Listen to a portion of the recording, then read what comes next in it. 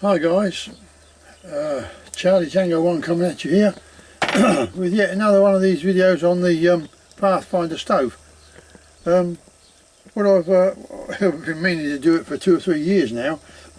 I did get round to doing a few reviews on it, or alterations, whatever you want to call it. But this one, this is a pot holder that I actually copied from the ones that you buy on the online, but I done some alterations. It's only just plumed up, so it's not running at its full potential yet, but as I say, it is I've copied it to a point, but what I did do is I reduced these legs, which I've put on the other video. I reduced those excuse me, and I've altered the height because it was about, oh I know, it's about 3/4 inch less than that. So it was too low. I think that was what it was. So anyway, I've made this one out of steel. And what I've done is I just blued it with some oil. That's what I done. So it stops it rusting. But this thing's going to bloom up in a minute, and when it does, you'll see it go. And I'll put a kettle of some water on there. But that's how that one's going. I can actually change it around while it's on the video. So without further ado, let's get my little pointed pliers. I'll take this off for a minute. Yeah, it's pluming up now. And that is the sweet spot from the jets to the top of there. The underside of the pan excuse me, is 1 inch. Yeah, it's pluming up even better now. That's because I put the kettle on too soon. These can take a bit of a time to bloom up, but there we go. So what I'm going to do is, without further ado, now what can I put that on? Oh I know, I'll put it on that over there. So I'm going to take that off, and I'm going to put that on my anvil, let it cool off. So that's my version of it. This is the gauze one that I made. It's I know, I used to call it this rabbit wire, but you know, when you for your rabbit cage, they're 1/2 inch squares they are, and if you use this 1/2 inch square, you want 3 squares high, and again that gives you your sweet spot. Oh, where are we? Let's get in there. Oh. There you go, like that. Let's put the kettle back on and you can see. Okay, I can turn these lights out while this is on if it'll help. Give you an idea of the flame, I think, a little bit better. Might even do it if I put that behind it, won't it? So you've got a black spot there. You can see it now. It's only yellow at the moment till it gets warmed up. But when they are going, to me, they don't always change into blue, but they are very good at boiling. So that's that one. Let's take that off again, and this is the other one I've done. I'm just going to take this off for a minute because it gets a bit hot. Now this is the other one. What have I done with the oh, there's the waste. Are we still going? What I've done is these, as you know, is what comes with the pots, what comes with the Pathfinder. Okay, so where are we? So what I've done is I'll cut. Oh, that's sharp. Talk about sharp. I'll cut one level off. Let's turn this over so you can see it, hopefully.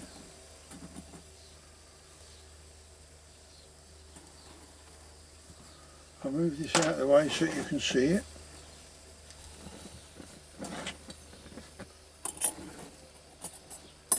You see that now? Yeah, for a minute. that's what I've done. I've cut literally one hole depth at the bottom of the hole, as you can see. That's the top, that's the top, and I've just cut down the bottom of one hole. Now, bear with me, itchy eye. It's something else I'd just like to mention out. Anyway, I've smoothed it all off, and just need to get me because I forgot them last time. Get off here.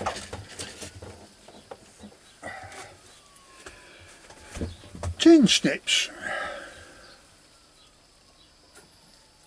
There we go, tin snips.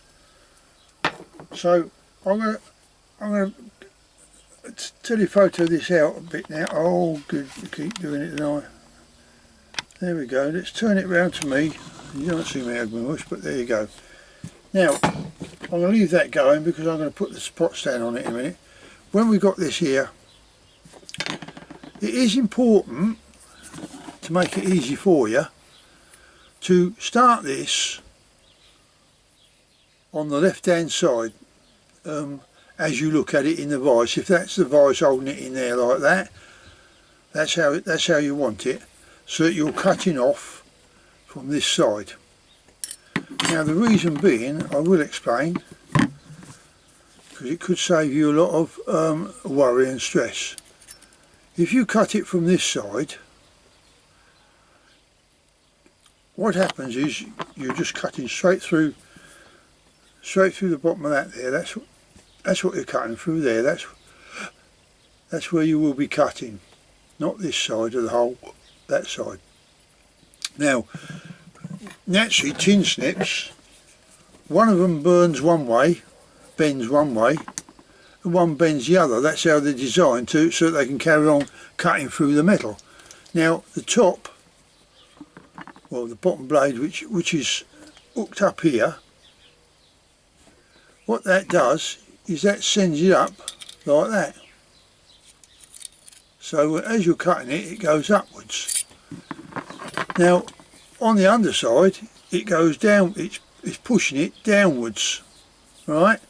So that way, it keeps this in shape because it's going round with it. Okay, as you can see there, goes round with it. Okay, you with me? Now, as you go along, you can just get this piece here,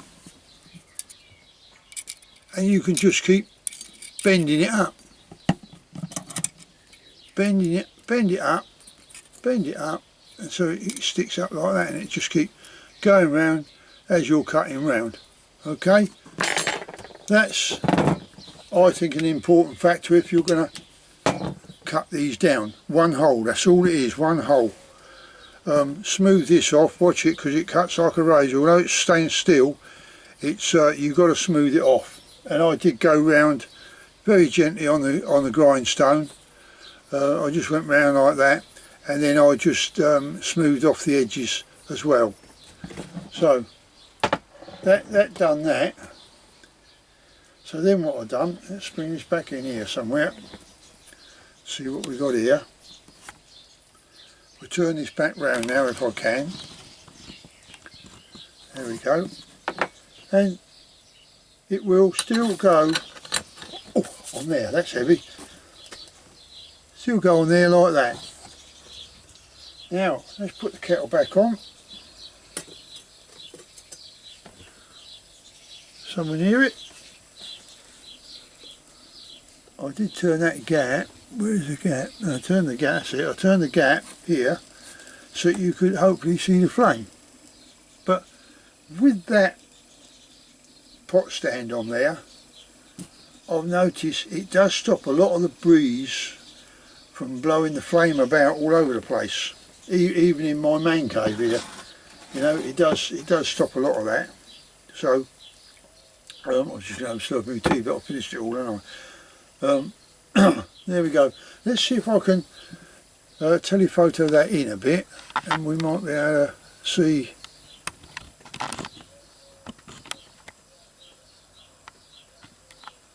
Stop it there, can you see that? If I go any more it's going to get really, oops, a little bit too much, isn't it?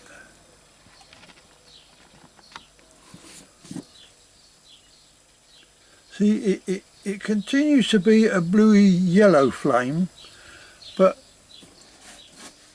as I think Hyam's agreed on this as well, that's how that flame is on here, and I don't know what it is that could be causing that, but it doesn't seem to affect the output of the stove. So you've got your sweet spot now from the jets to the underside of the pan or the kettle, whatever you happen to be using. That is exactly 1 inch. By taking this off, that's giving you 1 inch. Why he didn't go back and tell them to reduce that, I really don't know, but perhaps a lot of people prefer it that way, I don't know, but I've tried it with that on, and I think what it tends to do is the flame has gone up to a pixie hat, and then flared out right at the top.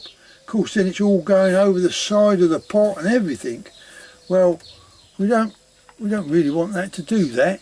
So let's just take this back out again. Oops.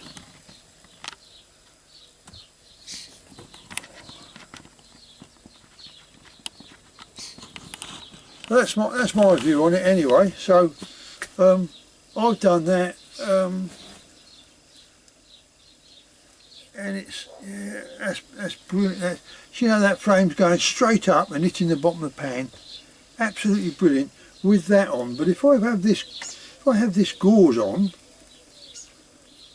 you get a totally different picture of the flame, and I think it's because you've got more air being able to get round the jets. That's my theory of why that makes it burn so different. So anyway, I'm not going to bleed it dry. I'm not going to milk it. I don't think there's any more to be said on it. But there you go. That's a Pathfinder stainless steel stove, and that's my remedy for getting over it. If you've got a nice pair of tin snips, yeah, go for it.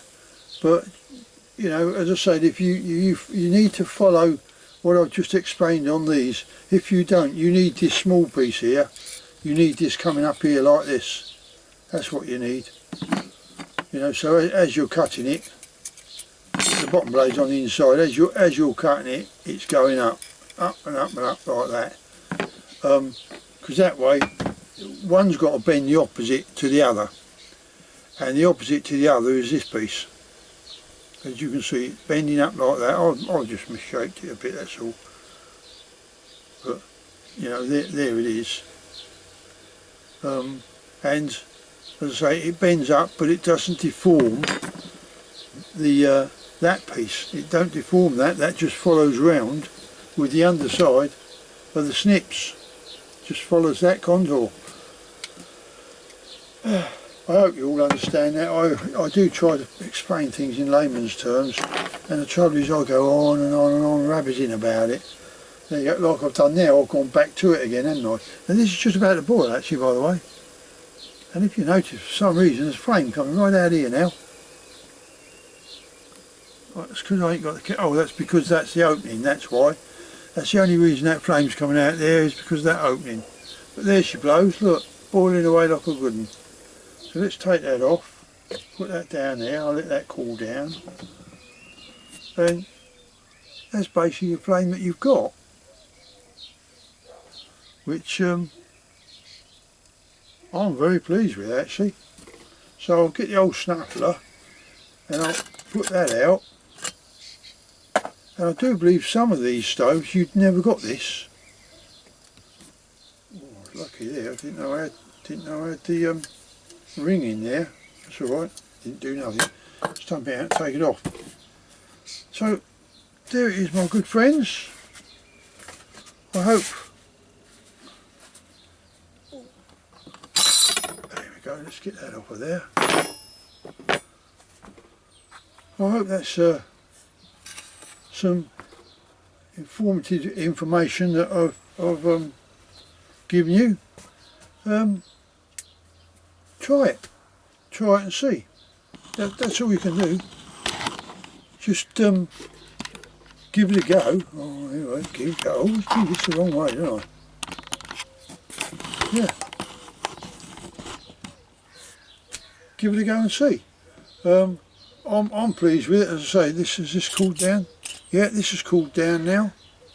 I've taken them back in the other shed. Yeah, I put them away. But they're the same. Oh, let's get it off. It comes off easy. There they are. That's all they are. Two of them. You have got a what can you say, a left and a right or something. You can't just copy this twice. Don't work that way, because of this slot in the middle here. You've got to have that slot one way, and then you've got to have the slot from the top downwards. As you can see, they're both. That's the top, right? This one's on the bottom, the slot, and that one's on the top. It's so that you can turn it over, a la so, when I can get it in line, like that. So there you go. I've got that done. So now I've got these pot stands. These here, I'll just take them if I want, with whatever stove I want, because these now fit all the stoves I've got. The Tatonka, this one goes straight on there. The Trangia, Miltech, all the knockoff ones and all that. They, which Chaim says as well, he agrees, they're just knockoffs from the Trangia. That's all they are. So there you go. Well, further ado, oh, that's heavy.